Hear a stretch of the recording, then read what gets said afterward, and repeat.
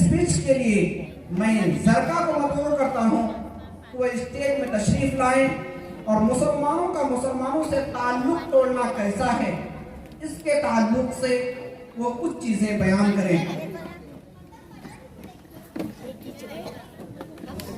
السلام علیکم ورحمۃ اللہ وبرکاتہ۔ نحمدہ و نصلی علی رسولہ الکریم، اما بعد۔ محترم صدر، اساتذہ اکرام، مہمان اعظم، میں آپ لوگوں کے سامنے مسلمان کا دوسرے مسلمان سے تعلق توڑنا کیسا ہے اس پر بیان کرنے جا رہی ہوں۔ آپ لوگ دھیان سے سننے کی کوشش کریں گے انشاءاللہ۔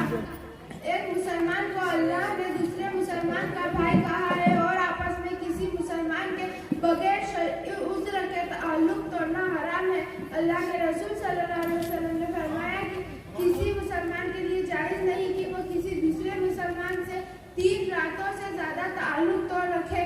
اللہ شخص کے گناہ معاف نہیں کرتا جس کو اپنے کسی مسلمان بھائی سے دشمنی اور کینہ ہو۔ ایسے لوگوں کے نیک عمل بھی اللہ قبول نہیں کرتے۔